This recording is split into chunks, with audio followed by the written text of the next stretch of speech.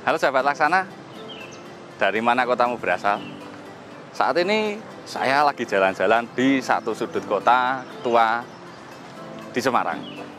Dan sahabat Laksana tahu pada 16 Januari 2020 kemarin di ASEAN Tourism Forum, Semarang ini dinobatkan menjadi kota wisata terbersih. Nah, seperti apa Semarang dengan potensi yang dipunya? Pernah main ke kota lama? Simak jalan-jalan saya di Semarang. Dan tentunya kita nanti pasti akan mampir ke suatu PO yang ada di Semarang. Ikuti terus yuk.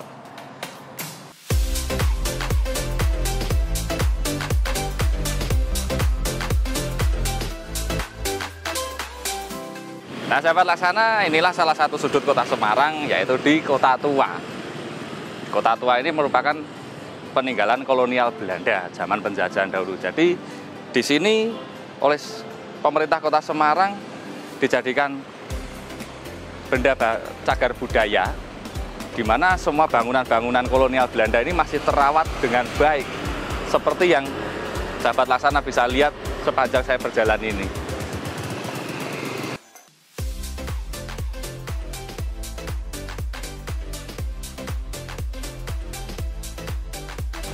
Nah, di sini masih banyak sekali bangunan-bangunan ikonik khas Eropa, khas Belanda yang masih dijaga dengan baik. Dan ada yang dialihfungsikan menjadi kafe-kafe, juga ada yang menjadi kantor-kantor. Tapi semuanya tetap menjaga keaslian arsitektur Belanda. Dan tentunya kebersihannya pun selalu dijaga. Nah, sahabat Laksana, saat ini saya berkesempatan berjumpa dengan Bapak Saman dan Ibu di kediamannya. Bapak Saman dan Ibu ini adalah pemilik dari PO Nugroho.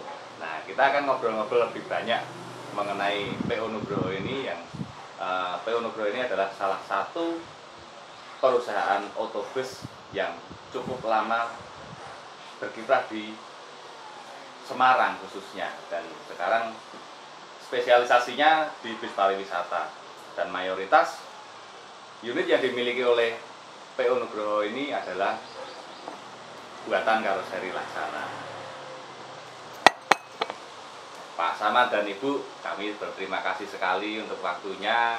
Dan kami pengen kenal lebih dekat tentang Nugroho. Mungkin Pak Saman dan Ibu bisa bercerita tentang bagaimana mengawali usaha transportasi dan suka dukanya seperti apa, Pak Saman? Ya.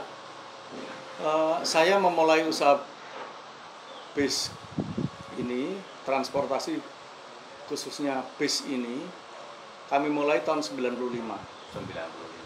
Ya, waktu itu ada program di kota, ada angkutan massal. Ya. Artinya kepengen menggantikan angkutan kecil-kecil yang angkutan umum yang kapasitas 8 orang atau 9 orang itu diganti dengan angkutan massal bis. Jadi dari angkot ya Pak? Ya, dari angkot ke bis kota. Ya. Dengan catatan waktu itu programnya adalah 3 angkutan kota diganti 1 bis. Saya ikut dalam program itu. Saya memulai dengan sekitar 5 unit bis. Berarti saya harus mematikan angkot itu 15. Artinya saya membeli rekom angkot itu 15. Oh lah, tapi sebelumnya dulu Pak Saman sudah punya angkotnya ya? Tidak punya. Berarti hanya beli rekomnya untuk dirubah ke bis gitu ya Pak ya? Ya. Itu tumbuh berkembang, lalu kira-kira mempunyai tambah jadi 9 sampai tahun 97 kita punya 9. Jadi selama 2 tahun berjalan Ya, itu tapi langsung ada krisis moneter tahun 98 97 itu. Ya. Kami hampir hilang ya. Hampir hilang dari peredaran, tapi nyatanya eksis sampai sekarang. Terus ya, Pak, ya? ada teman yang mengatakan jangan Krismon ini tidak terlalu lama kok, cepet nanti akhirnya saya pertahankan. Betul 2000 tumbuh berkembang cukup bagus, dan sudah mulai ada lembaga perkreditan yang percaya pada saya, sehingga kami bisa baik leasing maupun lewat perbankan kami bisa, sehingga mungkin sampai di tahun 2004-2005 itu kami punya bis hampir sekitar 40-45 unit lah. 40-45 unit. 45 unit iya. Tahun 2000-an ya? Di 2005-an. 2005. Dan memang tahun 99 2000 sampai 2005 ini usaha di bidang bis ini nampaknya memang masih menjanjikan, masih dan primadona ya, masih untungnya masih banyak, karena apa, investasinya juga tidak terlalu besar. Sebagai contoh, dulu saya beli Hino chassis itu hanya 30 juta. Chassis cuma 30 juta. Zaman segitu tapi tahun 97. Karoserinya sekitar 7,5 juta. Jadi di bawah 40 juta sudah mendapatkan bis Hino dengan kapasitas 30 tempat duduk, 31 tempat duduk ya. Kemudian setorannya waktu itu 200.000 loh. Kalau sekarang sehari. Kalau sekarang harga bisnya sudah 10 kali lipat waktu Pak Saman sekarang mengawali usaha. Lebih. Ya lebih. 20 kali lipat. Karena apa? Ya, sekarang bis Hino chassisnya 450 juta.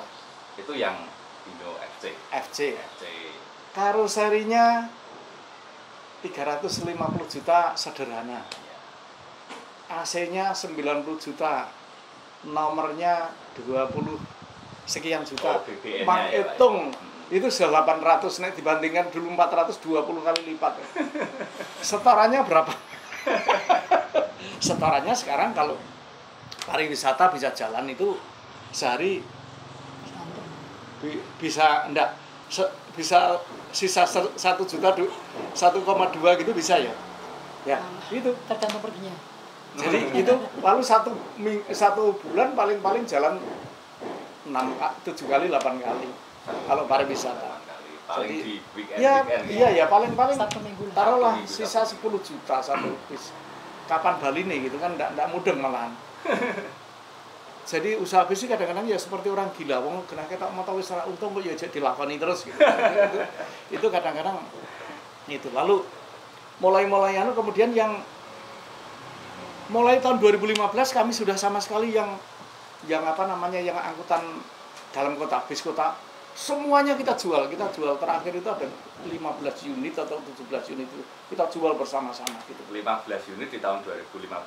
Iya. Bis yang melayani trayek dalam kota Semarang itu dijual. Nah, iya. Mungkin sahabat Laksana pengen ngerti ini. Dulu Pak Saman dengan Nugrohonya ini dulu menjalankan bis dalam kota Semarang. Namanya sudah Nugroho atau apa, Pak? Kopata, ikut Kopata. Kopata dulu. Kopata sampai tahun 2007. Kemudian saya beli Hino, kami tidak ikutkan Kopata tapi Nugroho. Berdiri sendiri Nugroho. 2007. Kemudian Kopata kami rubah jadi mulai 2007 sudah semuanya ke Nugroho. Sudah mulai Nugroho. Karoserinya pertama kali saya memang pakai karoseri ya. Tetapi mulai tahun 2000-an saya seluruh karoseri sudah memakai Laksana. Sejak tahun 2000. Jadi ya, begitu saya memakai karoseri Laksana itu Hino 4 ya. 4 unit. 4 unit ya itu. Saya merasa seret, sudah tidak pernah pindah hanya pindah ke semuanya Laksana. Ya, terima kasih sekali. Semuanya Pak Laksana. Saman. Jadi sampai sekarang karena saya merasa seret dengan ya, Laksana dan ya kualitasnya kan selalu berkembang gitu. Kualitasnya makin baik. Ya, memang nah, seperti itu ya, Pak ya. Nah, dan kita juga improve terus. Ini juga sekarang kita kena hantaman lagi dengan apa namanya dengan pandemi ini. Dengan pandemi ini kita kena hantaman lagi ya. Dari Maret sampai Agustus juga tidak jalan ini. Kita baru mulai jalan September. Iya. Tahun ini. Tahun ini ya. Sudah mulai 1-2 mulai ada jalan. Nah, Pak Saman selama menjalankan usaha transportasi ini Pak Saman sudah menemui berapa kali krisis Pak Saman? Seperti Ya. tadi kan ada krisis moneter. Ya krisis moneter sama ini. ini Ya, khususnya. Yang Nah, ini. perbandingannya Pak Saman kalau ketika krisis moneter dengan pandemi Covid ini dirasa bagi Pak Saman dan Ibu lebih berat mana? Gitu. Kalau saya gimana ya? Dikatakan berat ya saya wong nyatane ya dilakoni itu. Aneh toh.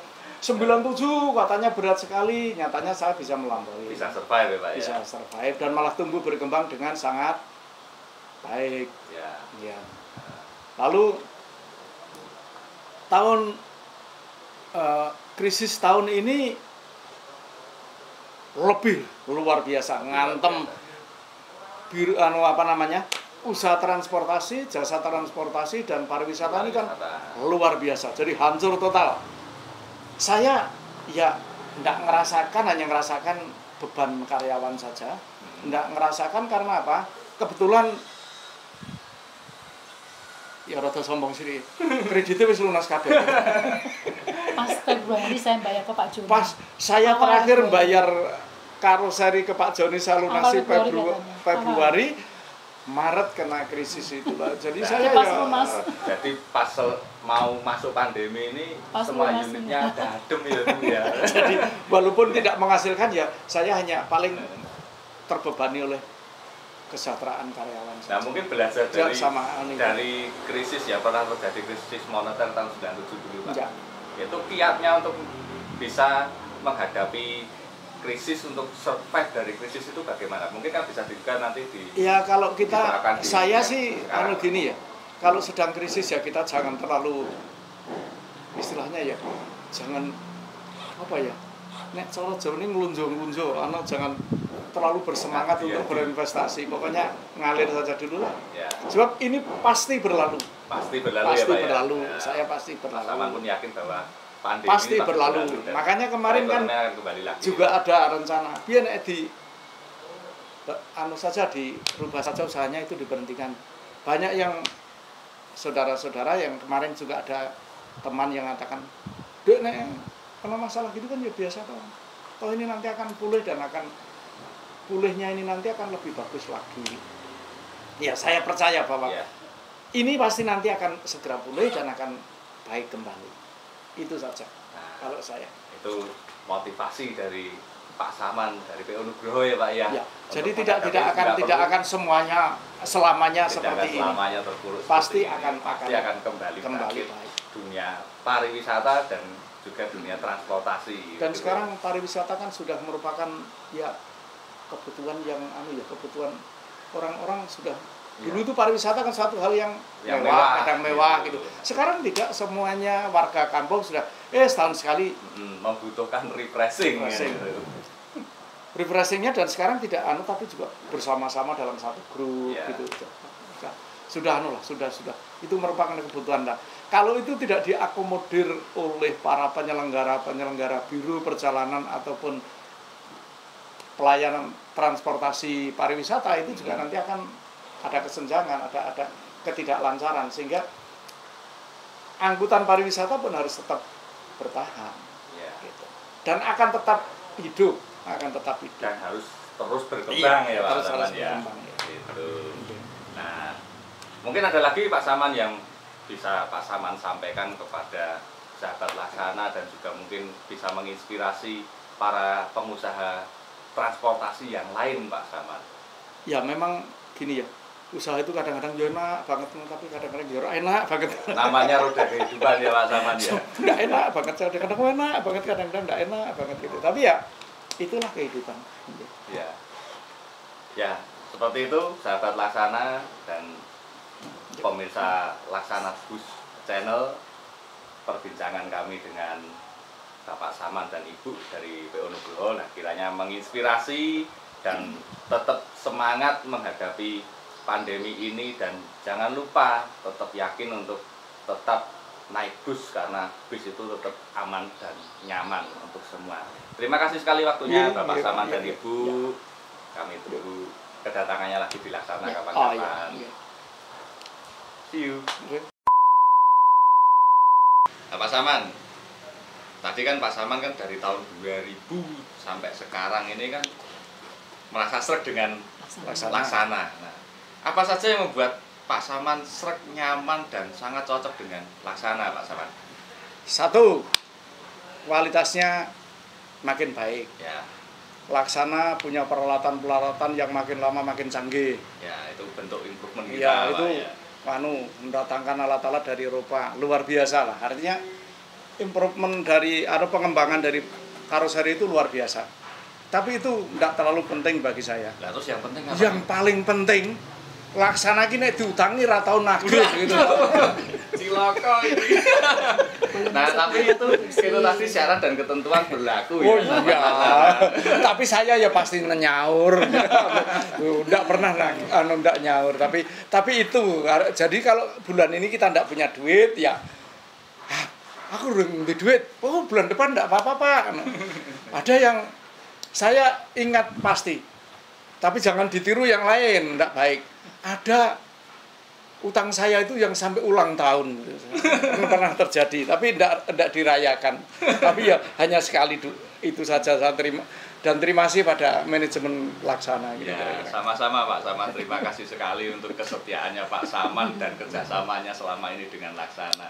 Ya. Tapi ya ingat lagi ya, sahabat Laksana, jangan nanti kalau datang ke Laksana, aku mau utang bis. Nah itu syarat dan ketentuan berlaku, soalnya Pak Saman sejak dari lama mempercayakan semuanya sama Laksana dan tidak pernah ingkar janji. Nah seperti itu sahabat Laksana.